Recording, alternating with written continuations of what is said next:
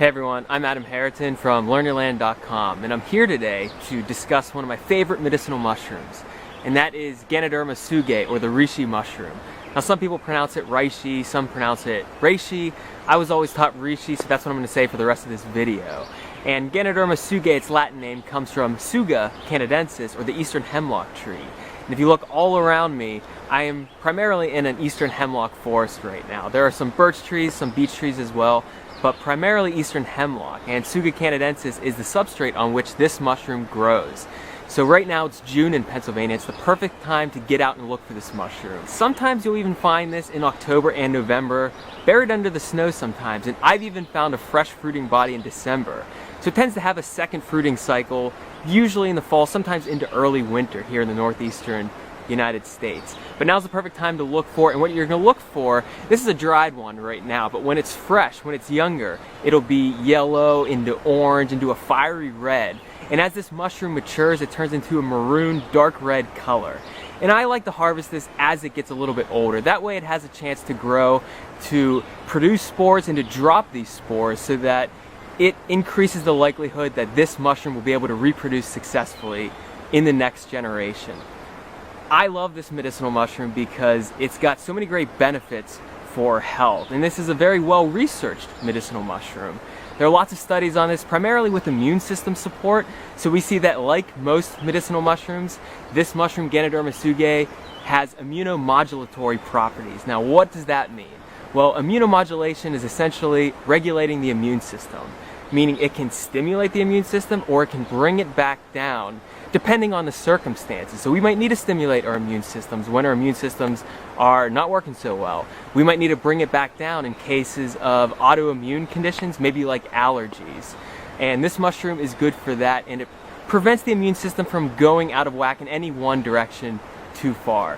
There's also good research showing that this mushroom possesses anti-cancerous properties. We see research that this is effective against certain cell cultures like neuroblastoma, which is usually a cancer which afflicts children ages 10 and younger, but also liver cancer, breast cancer, and colorectal cancer as well. And exciting new research, just from 2015, earlier in the year, shows that this mushroom may help to prevent allergies. And how this works is that there are certain compounds, certain fractions known as triterpenoids in this mushroom, which are usually alcohol extractable, meaning you would have to use a non-polar solvent to get them out. But triterpenoids can help to inhibit or suppress histamine release. So histamine is associated with an allergic response. It increases inflammation. It's associated with wheezing, with coughing, with sniffling, with itchiness as well. And it also constricts smooth muscle, which could lead to shortness of breath, something like asthma. So this mushroom might be a viable alternative to some of those over-the-counter antihistamines. I like to take this mushroom right before I go to bed in tincture form. I find that it has a nice calming effect on my system. And if we look into the Chinese reishi mushroom, Ganoderma lucidum, we see that this mushroom was revered as a very spiritual mushroom. So this was sought out by spiritual seekers, by monks, by hermits, by Taoists, because they experienced the calming effect from this mushroom. And I do as well from this species, so it must be something in that Ganoderma genus. Now, if you live in Pennsylvania, this is a great one to look for this time of year.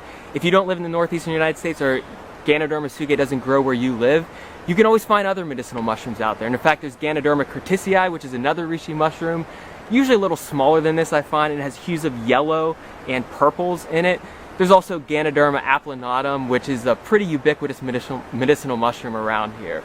But regardless, even if you don't find this, even if you don't use this, it's still a great mushroom to appreciate, even if you're looking at pictures online. But if you can at least get out and look for something that looks like this, it's such a joy to find in the wild. I'm never disappointed when I come across a specimen. Thanks so much for watching this video. I really appreciate it. Hey, if you're really into medicinal mushrooms, or maybe mushrooms aren't your thing, maybe you're into edible wild plants, maybe you're into the trees, maybe you're into snakes, maybe you're into birds, I encourage you to check out a community that I'm building online at www.learnyourland.com. dxn.NAOGAON.com, and it's a community and database of naturalists here in Pennsylvania. And you can search out nature centers, environmental centers, state parks, and all kinds of different clubs and organizations that are teaching about these kinds of skills. And I would really appreciate it if you could go to the join button at the top of the page and join the community. That way you will be able to follow certain naturalists and receive updates whenever they are leading events, and you can also communicate with them as well.